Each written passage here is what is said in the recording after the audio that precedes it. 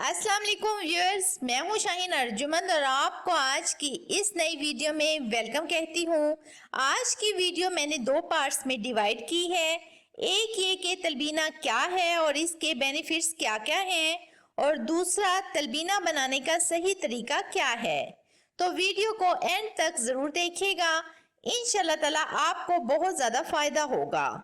तलबीना क्या है ये बताने से पहले मैं आपके सामने नबी करीम सल्लल्लाहु अलैहि वसल्लम की एक हदीस मुबारका का जिक्र कर दूं, जिसमें नबी करीम सल्लल्लाहु अलैहि वसल्लम के अहले खाना में से कोई बीमार होता तो हुक्म देते कि इसके लिए तलबीना तैयार किया जाए।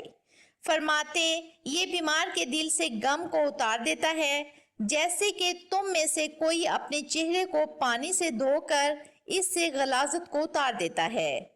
तो आपको तलबीना की अफादियत का अंदाजा तो हो गया होगा। तलबीना को जौ का दलिया भी कहते हैं। आज की साइंसी तहकीक ने यह साबित किया है कि जौ में दूध के मुकाबले में 10 गुना ज्यादा कैल्शियम होता है और पालक से ज्यादा फौलाद पाया जाता है। और जिस चीज का जिक्र मेरे प्यारे नबी करीम सल्लल्लाहु अलैहि वसल्लम की हदीस में आता हो, उसको किसी साइंसी तहकीक की जरूरत नहीं होती, क्योंकि नबी करीम सल्लल्लाहु अलैहि वसल्लम को मरीज के लिए तलबीना से बेहतर कोई चीज़ पसंद नहीं थी। अब मैं आपको बताती हूँ कि तलबीना के बेनिफिट्स क्या क्या हैं। तलबीना हमारे जिस्म को ताकत के साथ साथ दिमाग को भी तेज करता है। पढ़ने वाले बच्चों के लिए तलबीना से बेहतर कोई खुराक नहीं है। ऐसे लोग जो बीमार हों या बीमारी की वजह से कमज़ोर हो गए हों, जिस्म में थकावट रहती हो, सुस्ती होती हो, जिस्म में पट्टों में दर्द होता हो, खिंचाव रहता हो, उनके लिए तलबीना एक मुकम्मल खुराक है। और इसके साथ साथ सेहतमंद लोगों के लिए भी तलबीना एक बेहतरीन चीज़ है। अब बात कर लेते हैं इसके बनाने का सही तरीका क्या है, क्योंकि इसके बेनिफिट्स की एक लंबी डिटेल है जो कि नेक्स्ट किसी वीडियो में आपके साथ शेयर करूंगी। तो इसको बनाने का तरीका ये है कि सबसे पहले हम जौ लेंगे आधा कप, दूध 2 से 3 लीटर और खजूर 5 से 7 अदद। आपने खजूर ताकत में लेनी है और शहद हस्बे जायका।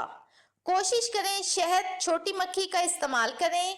बस ये तमाम इंग्रेडिएंट हैं जो कि हमें तलबीना बनाने के लिए चाहिए होंगे।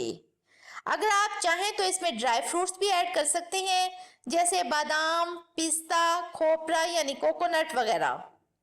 अब आपने करना यह है कि जौ को रात को भिगोकर रात भर के लिए या 3 से 4 घंटे के लिए भिगोकर रख दें। इसके बाद एक पैन में दूध गर्म करें, दूध को उबाल लें, फिर इसमें भिगोई हुई जौ डालकर 25 से 30 मिनट के लिए हल्की आंच पर पकाएं। जौ को गलने तक पकाएं। इसके बाद इसमें खजूर की गुठली निकालकर खजूर और शहद का पेस्ट बनाकर डाल दें और हल्की आंच पर गाढ़ा होने तक पकाएं। फिर इसके बाद अगर आप ड्राई फ्रूट्स डालना चाहें तो वो डाल दें। फिर इनको अच्छी तरह से मिक्स कर लें, फिर फ्रिज में रखकर ठंडा कर लें और फिर खाएं। ये ताकत के साथ साथ एक बहुत ही मज़े की स्वीट डिश है। बहुत उम्मीद करती हूँ आपको आज की वीडियो पसंद आई होगी। अगर ऐसा है तो वीडियो को लाइक कर दें, चैनल को सब्सक्राइब कर दें, बेल आइकन को ज़रूर प्रेस कर लें ताकि आपको मेरी तमाम सुपर वीडियोस देखने के लिए सबसे पहले मिल सकें। मुझे दें इजाज़त, मिलते हैं एक नए वीडियो में। तब तक के लिए अल्लाह हाफिज़।